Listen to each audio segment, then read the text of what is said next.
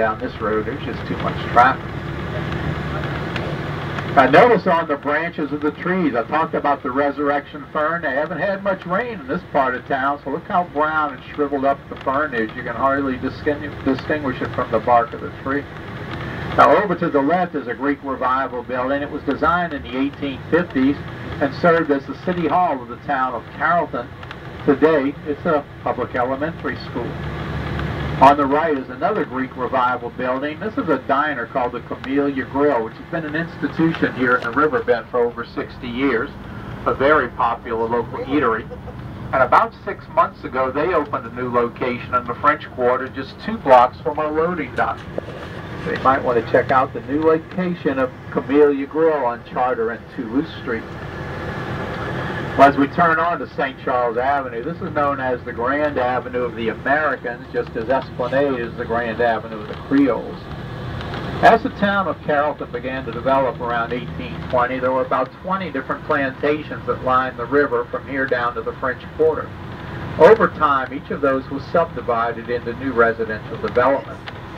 Especially with the advent of the railroad in 1835, people realized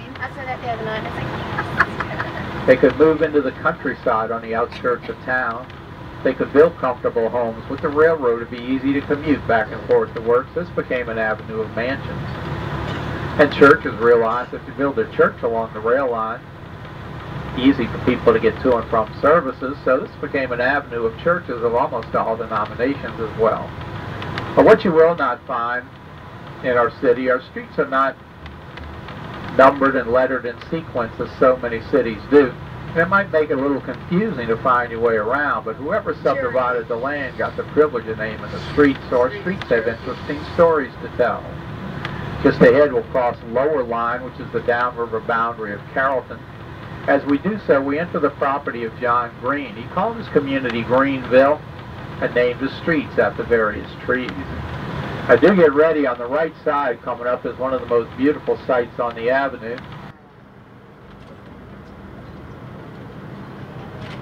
Just ahead as we cross Broadway, St. Charles Avenue Baptist Church is perhaps the largest church facility on the avenue.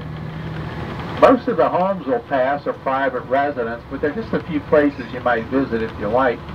On the right, where the flags are flying, is the Parkview Guest House.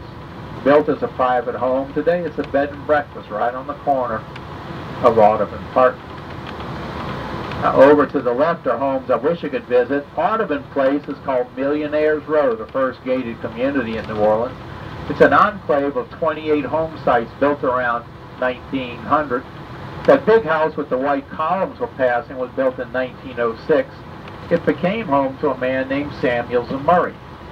He was called the Banana King, because he was the head of United Fruit Company. He had a fleet of 100 ships to get the bananas to market.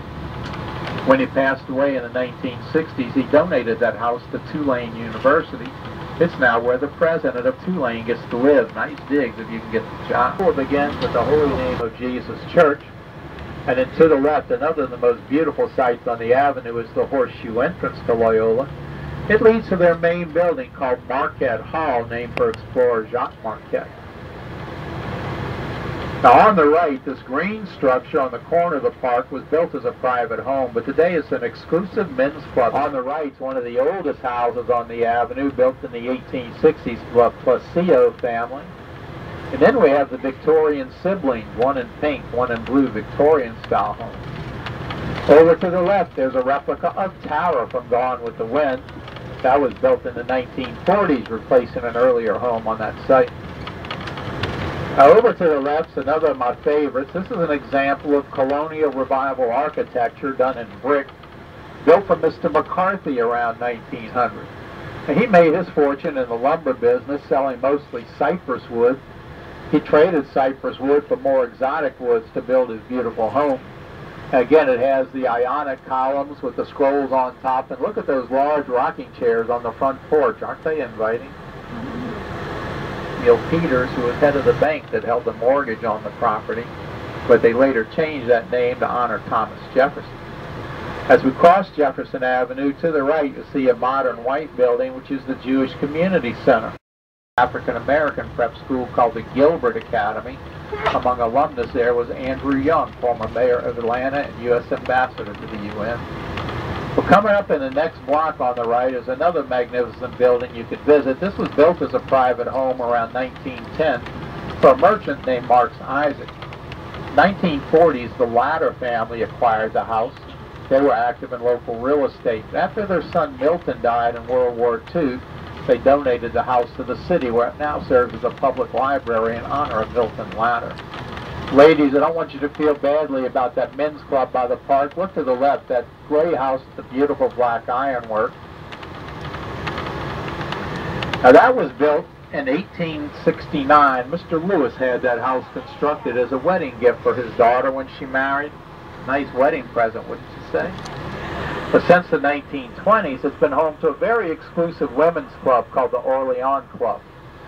Now that club is so exclusive, it's said there are no studs in the wall and not even a mailbox on the fence. I do thank you for laughing at that. I think it's the best joke ever stole from another tour guide.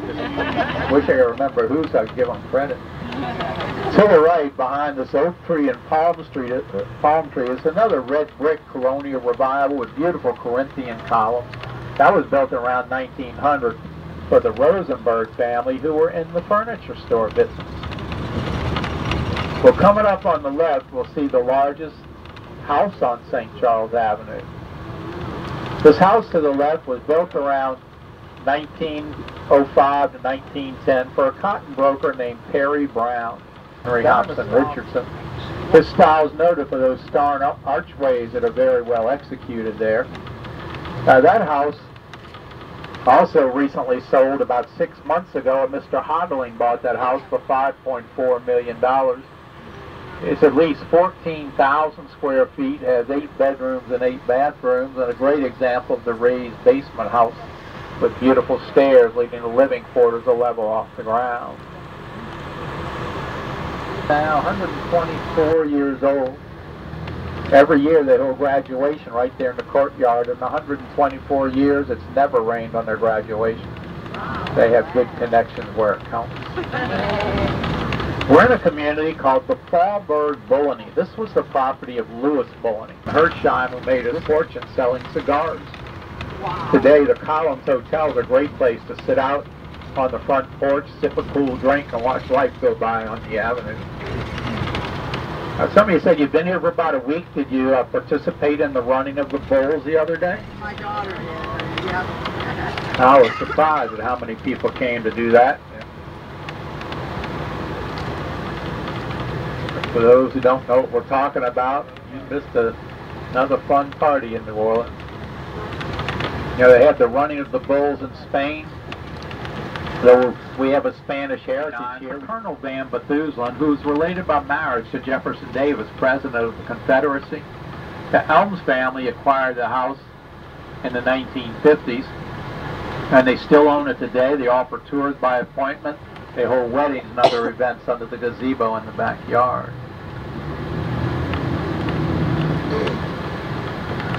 Ahead on the left is Christ Church Episcopal Cathedral, and they were the first Protestant congregation to come to Louisiana after the Louisiana Purchase in 1803. They started building this beautiful Gothic-style cathedral in the 1890s. 11 years ago, that house was painted white. It had the name Belford above the door. Along with older brother Cooper, they learned to play football in the front yard at Archie and Olivia Manning. When they had to conduct business, they would meet here on the Commons. The Commons became known as the neutral ground, so that's why we call the middle of all our streets neutral grounds today. Canal Street was named for a canal that was planned, but it was never dug. That Spanish canal that led into the back of the French Quarter from Bayou St. John was supposed to be extended all the way to the river, but it never happened. The name just stuck. As a result, we have the widest main street in the country at 171 feet from curve to curve.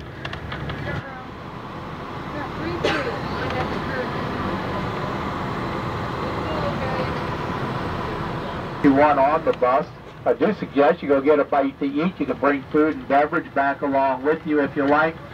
There's really not much to eat at Laura. It's a fabulous tour, but they just have things like chips and cookies, candy bars and stuff, drinks available. So You might want to get a good lunch before you hit that one.